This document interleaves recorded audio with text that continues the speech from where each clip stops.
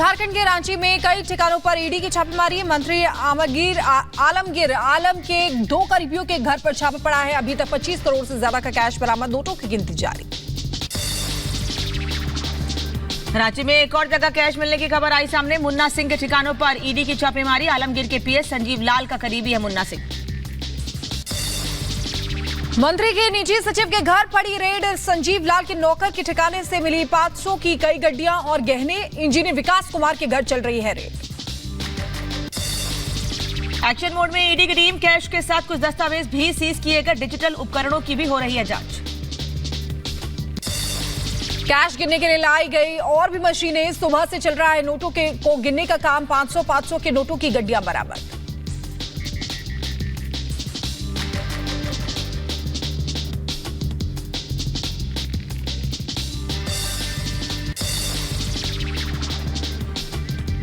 राज्य में कैश मिलने पर सम्राट चौधरी का हमला। कहा लालू और शिबू परिवार ने देश को लूटा। ये सभी लुटेरे, सरकार कब करेगी कार्रवाई?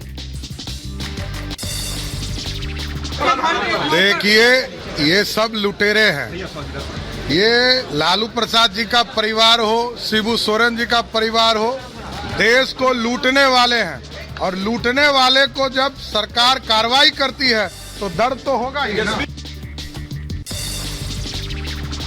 झारखंड कैश लोक पर बोले बीजेपी नेता प्रतुल सहदेव। कहा कांग्रेस का हाथ काले धन के साथ, चुनाव आयोग को भी संज्ञान लेना चाहिए। बीजेपी नेता मनजिंदर सिंह सिरसा ने कांग्रेस पर किया हमला। कहा राहुल गांधी का एक ही नारा, कांग्रेस का हाथ करप्शन के साथ। हम डरेंगे नहीं, हम करप्शन करेंगे। देश को लूटने के लिए सत्ता हासिल करना चाहती है कांग्रेस। आलमगीर आलम पर बीजेपी नेता दीपक प्रकाश ने साधा निशाना। कहा जेएमएम, कांग्रेस और आरजेडी झारखंड को लूटखंड में बदलने का काम कर रही है। झारखंड की जनता आज अपमानित महसूस कर रही है। झारखंड कैश कांड पर बीजेपी नेता निशिकांत दुबे का दावा। का 30 करोड़ से ज्यादा मिला कैश, नोटों की गिनती जारी। आलमगीर आलम भ्रष्टाचार के शिरोमणि।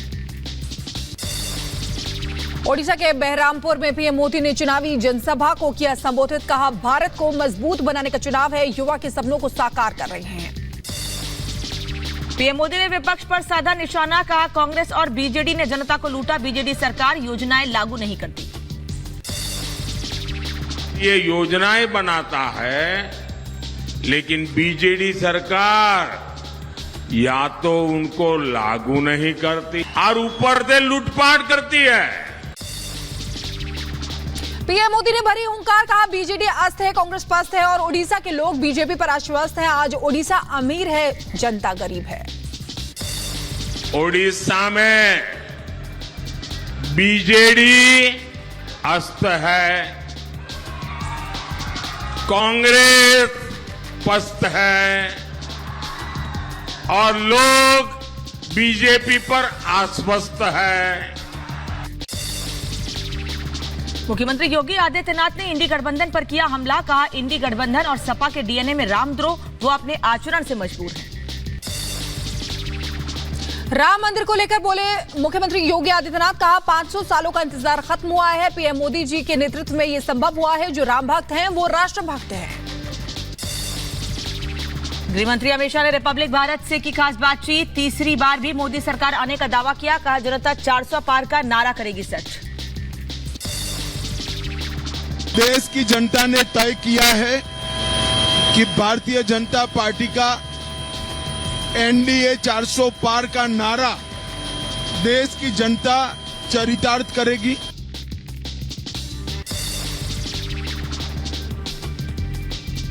और अमित शाह का ममता सरकार पर हमला। कहा अपने वोट बैंक के लिए सीएए का विरोध कर रही है ममता। प्रज्वल मामले पर अमित शाह ने कांग्रेस पर साधा निशाना। कहा कांग्रेस ने प्रज्वल का सच छिपाया। देश में ध्रुवीकरण कर रही कांग्रेस। राहुल गांधी पर अमित शाह का तंज। कहा राहुल को कोई गंभीरता से नहीं लेता है, वो क्या कहते हैं कोई नहीं समझ सकता।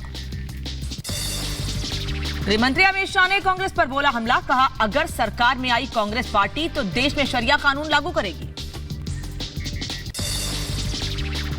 अगर ये पार्टी आई जी तो देश शरिया के आधार पर चलेगी। और मैं मानता हूं देश ऐसे मुद्दों को पसंद नहीं करता।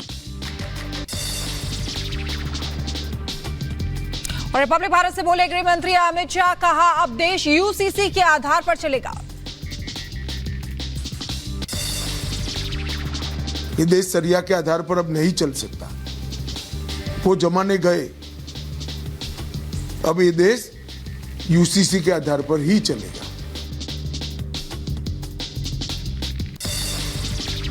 ममता सरकार पर हमलावर हुए अमित शाह का चुनाव के दौरान मिल रहे मंत्री के घर से करोड़ों रुपए, बंगाल में नौकरी के बदले खाई गई घूस।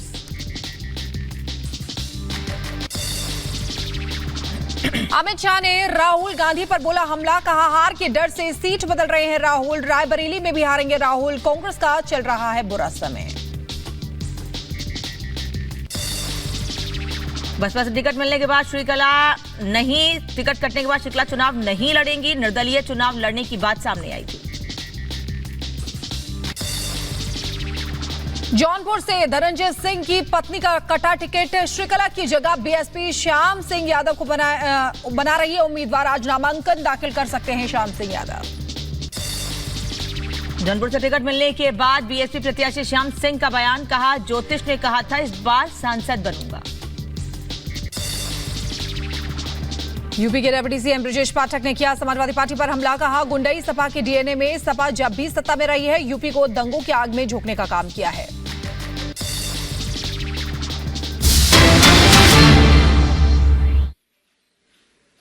की तरफ आपका ध्यान आकृष्ट करना चाहूंगा।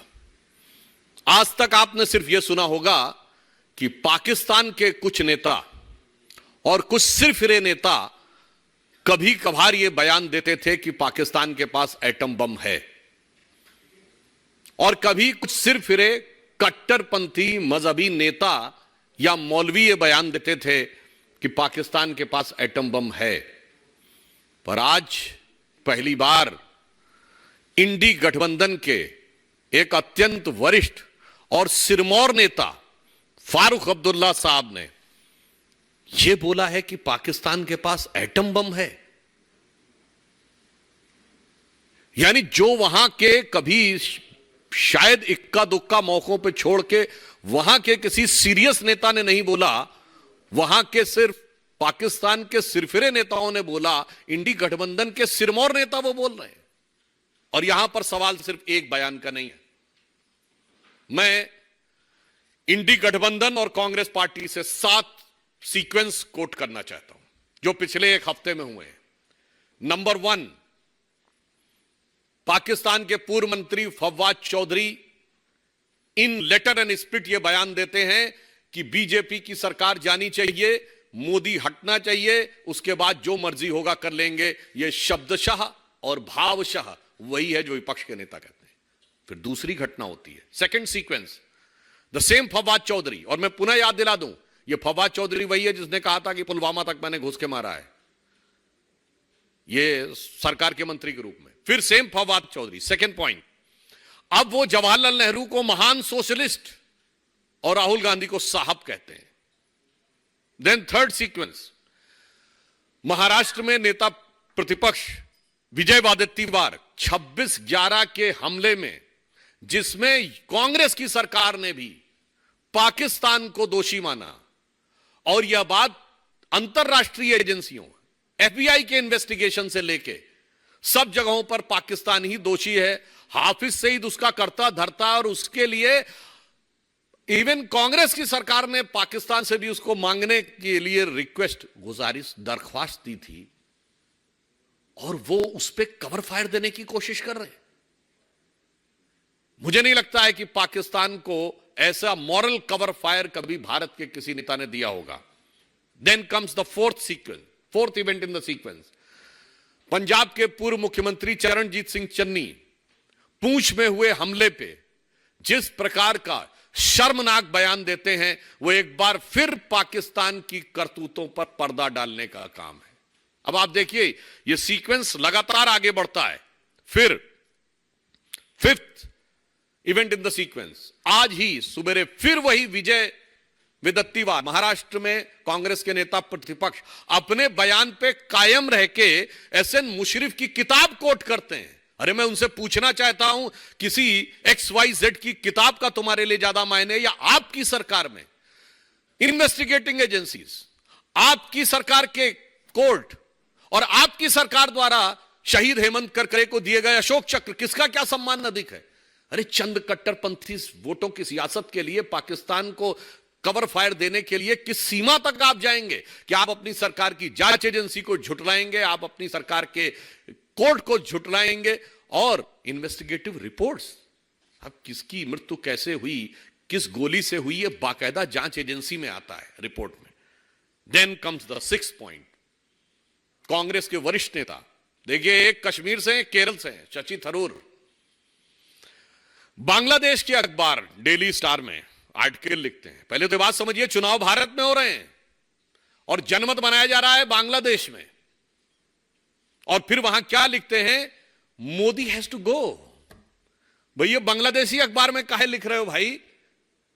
और उसके उपरांत उसमें शब्द प्रयोग करते इंडियन एडमिनिस्ट्रेड कश्मीर। कश्मीर नहीं, ये वो भाषा है जो पाकिस्तान प्रयोग करता है, Indian administered Kashmir. And then comes the 7th sequence, today's statement of mister Farooq Abdullah. क्या ये 7 सीक्वेंस, मैं कांग्रेस पार्टी से पूछना चाहता हूं कि ये 7 दिनों के 7 वचन क्या साफ साफ नहीं दर्शा रहे हैं कि अगर माननीय प्रधानमंत्री जी ने कहा था कि कांग्रेस के मैनिफेस्टो पर मुस्लिम लीग की छाप है, तो अब मैं पूरी जिम्मेदारी से कह सकता हूं इंडी गठबंधन के नेताओं पर पाकिस्तान की छाप है, उनके बयानों पर। और छाप ही नहीं है, उनकी एक एक आवाज में पाकिस्तान की गूंज नजर आ रही है, वो उसके सुर में सुर मिला रहे हैं। मतलब मैं अगर ये बात कहूं कि ऐसा लगता है कि सरहद के उस पार वो उधर बैठे हुए हैं पाकिस्तान के लोग और इधर बैठे इंडी गठबंधन के नेता, और दोनों एक दूसरे से ये कह रहे हैं कि मिले सुर मेरा तुम्हारा तो मोदी लहर में कैसे मिले किनारा, क्योंकि ये पहले भी इसमें जा चुके हैं। और अगर यह कह दिया जाए कि इंडी गठबंधन के नेताओं में पाकिस्तान के चंद सिरफिरे नेताओं की आत्मा प्रवेश कर गई है, तो अतिशयोक्ति न होगी। क्योंकि मैं अकेले सिंगल आइसोलेटेड बयान की बात नहीं कर रहा हूं, मैं एक पूरा सीक्वेंस बना रहा हूं। 7 दिनों के 7 वचन महज संयोग नहीं हो सकते, ये सोचा समझा खतरनाक प्रयोग है।